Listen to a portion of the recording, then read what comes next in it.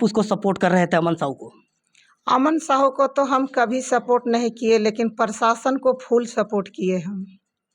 और जाने वाला तो चला गया, यदि वो अपराधी था तो उसको कोर्ट न्याय देती। मुझे पूर्ण विश्वास था सरकार पे। जो घटना हुई है 10/11 की, काउंटर अमन साहू मेरे बेटे को एक साजिश के तहत निर्दय हत्या हुई है। और सरकार से, झारखंड राज्य की सरकार से अनुरोध है श्री हेमंत प्रसाद जी से और भारत के प्रधानमंत्री नरेंद्र मोदी जी से, भारत का प्रधानमंत्री गृह मंत्री अमित शाह जी से अनुरोध है इसकी सीबीआई जांच हो और दोषी को कड़ी से कड़ी सजा हो। आपसे अनुरोध है यही। और जो हमने देखा आज 12-13 साल से अनुभव किया, न्याय पर भरोसा अगर इस तरह का रहेगा तो न्यायपालिका से भरोसा उठ जाएगा। अगर अमन साहू न्यायालय द्वारा अगर फांसी की सज़ा होती तो मुझे मंजूर था। इस तरह के घटना से बहुत मुझे आफत हुई और मुझे भी मेरा बेटा जो भी कर रहा था वो भी गलत कर रहा था। तब उसको बोले कि तुम सरेंडर करो, न्याय तुमको मिलेगा। और मेरा बात मानते मानते धीरे कटिहार में पहुंचा। रांची एसएसपी की सूझबूझ से उन्होंने अमन साहू को गिरफ्तार किए और होटवार जेल में शिफ्ट हुआ 10 महीने के बाद। अब जब जेल में है तो आपका माँ बाप तो व्यवस्था उसको नहीं दे रहे हैं, बाहर को दुनिया का न्यूज़ क्या दे रहा है? सवाल खड़ा होता है। इसमें एक सवाल है कि अगर राज्य का सबसे बड़ा अपराधी आप मान रहे हैं और आपने स्वीकार भी किया कि जेल से ही गैंग चला रहे हैं, ये भी स्वीकार किए, तो इसमें सुधार आपका करना है। एटीएस पर नीरज प्रसाद डीएसपी साहब पर गोली चला, उसमें एक साजिश का हिस्सा बनाए आकाश साहू को। जो आकाश साहू साजिश का हिस्सा रहेगा तो घर में रहेगा। आपकी प्रशासन आ रही है और बात कर रहा है, रिसीव भी कर रहा है, जो सर आप हमको इस पर धारा लगा दिए, इस कांड में हम समझता नहीं है, पहले जांच कर लीजिए। तो नहीं ऐसा मत करो, बेल करा लो। समझ रहे हैं? बेल करा लेना, बाहर से तेरा बेल हो जाएगा। अब पकड़ के नहीं ले जा रहे हैं।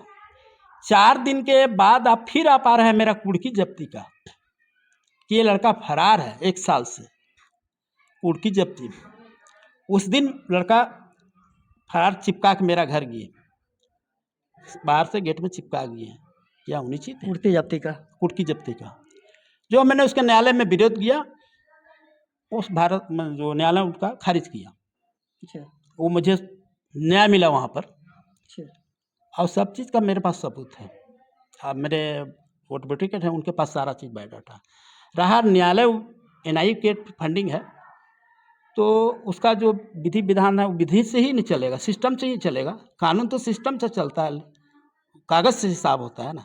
तो मैं इसको पालन करने के तैयार है। लेकिन जो आज प्रोटेक्शन डाल रहे हैं, जब जेल में है, फलाना घटना में सम्मिलित है, फलाना घटना में सम्मिलित है, तो उसका भी तो क्या वकील या कोई भी हमारा गुतिया तो नहीं है।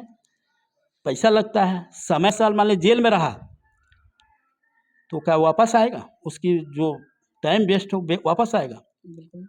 नहीं आ सकता है।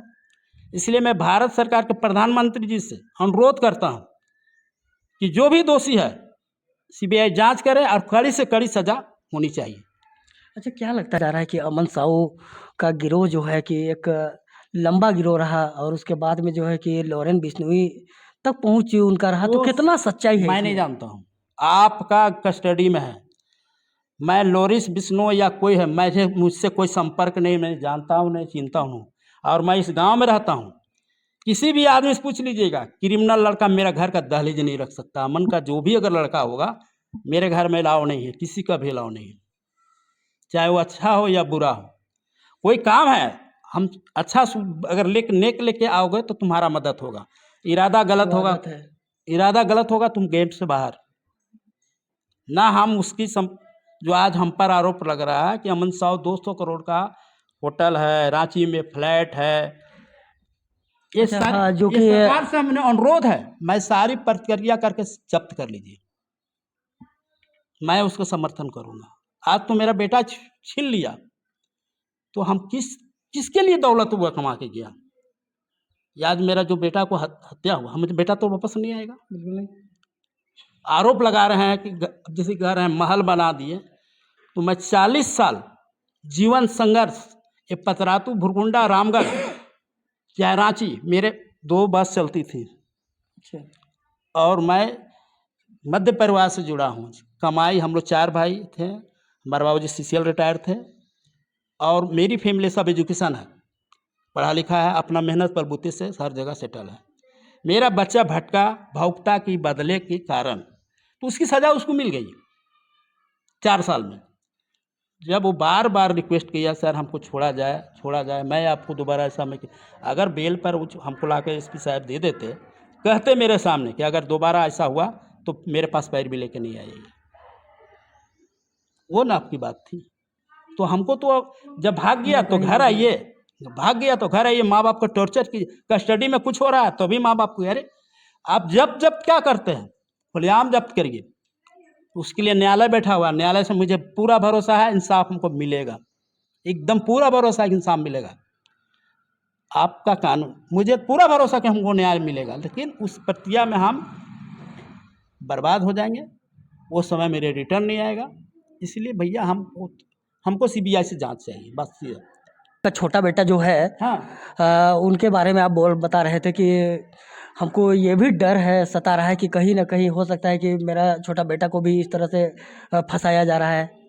अब समझ नहीं, समझ से परे है। जो आप जेल में है और आप प्रोडक्शन चार्ट रहे हैं कि घटना सम्मिलित है, इससे सम्मिलित है, तो इससे क्या जाहिर होता है? क्यों, मतलब कागज पत्तर फ्री में कोई होता है? हम तो आपसे एक ही शब्द देंगे कि न्यायालय हमको 10-20 साल बाद रिहा कर देगी, केस मुक्ति हो जाएगा, तो क्या उसका भविष्य चौपट हो जाएगा ना? इसको गौर कीजिए।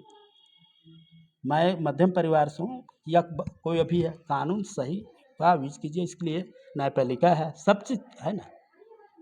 अगर सब आप ही को पावर है तो फिर इतना करने से क्या फायदा है? क्या है उनका जो है कि पहले से बैकग्राउंड जो था, मतलब इधर जो एक अपराध की दुनिया में वो तो निकल पड़े थे। हाँ। आप तो उसका कभी समर्थन किए नहीं, नहीं। बिल्कुल नहीं किए कभी जी समर्थन नहीं। उनका। लेकिन जब दूसरा लड़का जब आपका गया, हाँ, तब आपका दिल में कैसा लगा कि मतलब काश, क्या हो गया, क्या हो रहा है इस तरह से? पर आरोप आया कि अमन साहू का पैसा को वाइट कर दिया जा रहा। तो भैया आपके पास तो पूरा डाटा है, मेरे जितने परिवार हैं सबका डाटा उनके पास है, कहाँ से पैसा आया, कैसे आया, वो सब आपका है ना भाई। तो मैं एनआईए को फुल समर्थन करता हूँ और उसमें जो भी सजा होगा उसको मान करूँगा। ये प्रोडक्शन और ये डीएसपी साहब गोली, मेरा आज आपको प्रेस मीडिया के माध्यम करता हूँ, वो डीएसपी साहब मेरे परिवार के भगवान थे, नीरज प्रसाद, जो मेरा बच्चा को कटिहार से सुरक्षित हालत ला के, क्या हमारा बच्चा ऐसा साहू जो थे उनका पिताजी से बात कर रहे थे। इनका साफ साफ आरोप ये है कि जो प्रशासन के द्वारा इस तरह से घटना घटता है, ये बहुत निंदनीय है कि इस तरह से घटना घटता है और लिया जा रहा है। अब हम लोग को भी डर सता रहा है ये कि कहीं जो घटना अमन साहू के साथ हुआ, ये घटना कहीं ना कहीं अगर मेरा छोटा बेटा के साथ में हो जाता है तो ये बहुत दुखद घटना होगा। इसीलिए हम लोग थोड़ा सा उनसे बात करेंगे, इनका गांव वाला से बात करेंगे कि इनका जो छोटा लड़का है उनका बैकग्राउंड कैसा है और क्या है। लड़का है, छोटा लड़का जो अभी जेल में है वर्तमान में, तो क्या, हाँ आकाश, तो क्या लगता है कि उनका बैकग्राउंड कैसा था? वो बिल्कुल निर्दोष आदमी है और हम लोग मत्ते बस्ती के रहने वाले हैं और यहाँ हम लोग बराबर उनसे भेंट होता था, कहीं वो जाते होते नहीं थे। उनको एकदम बिल्कुल फंसाया जा रहा है, एकदम सीधा साधा आदमी है और उनको सरकार से ही बोलते हैं कि उनको पूरा निर्दोष साबित करके छोड़ दिया जाए। अच्छा, ये आप कैसे बोल सकते हैं कि वो बिल्कुल निर्दोष है? बिल्कुल निर्दोष इसलिए बोल रहे हैं कि हम लोग बहुत साल से मतलब यहीं जन्म लिए हैं और आकाश को कम से कम 10 साल से हम लोग देख रहे हैं, मत्ते बस्ती में साथे रहते हैं, कहीं जाते आते नहीं थे। आकाश कुमार साहू गांव मत्ते में हम लोग खेती बाड़ी से बिलोंग करते हैं, कृषि क्षेत्र से। वो हम लोग साथ से समाज सेवी आदमी था। अच्छा। लड़का पढ़ाई करके आया था, कहीं भी प्राइवेट जॉब करता था और हम लोग के साथ गांव घर में रहा 8-10 साल से। गांव घर में घूमा, खेती बाड़ी में सर समाज में सबको बैठक उठक करके सम्मिलित करता था। ऐसा तो हम लोग के साथ कभी भी गुनाहगार नहीं किया है और हम लोग गांव घर में ही बराबर उसको देखे हैं। रात दिन गांव घर में ही निगरानी में, यहाँ खेती बाड़ी, मर मंदिर पर पुजारी में साथ रखे और दिया भी। और अब कैसे उसको सरकार क्या या आप उसको सपोर्ट कर रहे थे अमन साहू को? अमन साहू को तो हम कभी सपोर्ट नहीं किए, लेकिन प्रशासन को फुल सपोर्ट किए हम। और जाने वाला तो चला गया, यदि वो अपराधी था तो उसको कोर्ट न्याय देती, मुझे पूर्ण विश्वास था सरकार पे। लेकिन अब मुझको पुलिस पे बिल्कुल भरोसा नहीं हो रहा है, क्योंकि मेरा बेटा को जिस तरह से वहाँ से हमारी बात हुई वकील से, रायपुर की वकील से, उन्होंने बताया कि आपका बेटा जब जेल से निकल रहा था बहुत खुश था और वो हमको बोला कि मेरी माँ को बता देना, सूचना दे देना, 12 तारीख को मेरा कोर्ट में पेशी है, माँ हमसे वहीं मिलने आएगी। इतना खुश था, बहुत अच्छा पहनावा ओढ़ावा पहन करके जेल से निकला। और हमको तो यही डर लग रहा है कि मेरा छोटा बेटा जो पूर्व जेल में बंद है, 6 लोगों ने जिसने मेरे बेटे को मारा है गोली, कहीं मेरा बेटा को ये ना आरोप लगा दे कि जेल से उसी का बेटा उसको भगाने को फरारी के साजिश बनाया होगा और मेरा बेटा को दलदल की दुनिया में ढकेल दे। मुझे अब प्रशासन पे बिल्कुल भरोसा नहीं है और मुझे डर लग रहा है कि मेरा छोटा बेटा के साथ भी इन लोगों ने वही हाल करेगा, क्योंकि मेरा बड़ा बेटा को, अमन को, मैं जब तक समझा पाई, संभाल पाई, बहुत संभाली। सबके पास आरोप में लगता था तो गिड़गिड़ाई जा करके कि एक बार मेरा बेटा को मौका दीजिए मुख्य धारा में वापस आने का। हर जगह गए, लेकिन क्या दलदल में वो फंसता चला गया। तो इसमें क्या माँ बाप उसको फंसाया कि पुलिस प्रशासन कहीं ना कहीं बढ़ावा दे करके उसको आगे किया? क्या अगर यदि जेल से कांड होता था तो उसकी माँ या पिताजी या उसका परिवार किसी ने वहाँ मोबाइल का व्यवस्था कराया होगा? जो प्रशासन कहीं कुछ होता तो हमारे पास आती थी कि आपका बेटा कहाँ है, क्या किया। जिस दिन मेरा बेटा का एनकाउंटर हो गया, एक दिन तक मुझे कुछ सूचना नहीं दिलाया गया। लेकिन अब तो जो हो गया सो हो गया। मुझे बस यही डर है मेरा छोटा बेटा को बचा लिया जाए और राज्य सरकार से हमारी यही दरख्वास्त है। मैं तो कुछ ज़्यादा बोलने भी बहुत सीधी सादी औरत हूँ। एक माँ का दर्द सुन करके मेरा छोटा बच्चा को वापस कर दे, मुख्य धारा में आने का जगह दे, बस मैं यही कहूँगी। और तो मेरा बेटा गलत था, जान रहे हो कि गलत, लेकिन कोई भी आज भी कलयुग के दुनिया में ऐसा आदमी नहीं है कि अगर यदि जानबूझ के उस पर कुछ भी आरोप या जांच बैठाया जाए तो थोड़ा सा ना थोड़ा सा गलती तो जरूर निकलेगा। लेकिन उसका क्या है, माफ़ करना है कि डायरेक्ट उसको मार देना और बढ़ावा करके आगे बढ़ा के गोली से भून देना है? उसके लिए न्यायालय था। वो 14 साल में से जेल में था, उसको कड़ी से कड़ी सजा दिलाया जाता, फांसी तक चढ़ा दिया जाता अगर यदि आरोपी था तो। लेकिन अब जो हो गया हो गया। मेरा छोटा बेटा को बचा लीजिए। तो देख पा रहे हैं कि यहाँ पर ही अमन साहू जो थे, उनका माँ का ये कहना है कि अगर कोर्ट के ज़रिए, कानून के ज़रिए, न्याय के ज़रिए, ये प्रशासन के ज़रिए जो है कि उनको फांसी पर लटका दिया जाता तो इनको उतना गम नहीं होता जिस तरह से एक साजिश के तहत उनको इनकाउंटर किया गया। ये उनका माँ का कहना है। तो उनका और एक समझिए कि समाज सेवी भी है। तो क्या लगता है सर, जिस तरह से एक अपराध का दुनिया में वो चला गया, उसका अंजाम तो वो भोग लिया, लेकिन साथ में इस तरह से घटना ना घट जाए, तो उसके बारे में बताइए कि उसका छवि, उसका जो बैकग्राउंड कैसा था? आकाश का हाँ जी। आकाश का छवि सुंदर है, हम लोग के साथ में रहता है ना। अभी तो फिल वक्त में जेल में है, बाकी बाद जितना टाइम गुजरा है मत्ते में गुजरा है उनका, हम लोग के अच्छा। साथ रहता है। अच्छा। तो ये फिर अपराध का दुनिया में ये फिर आकाश चल कैसे गया?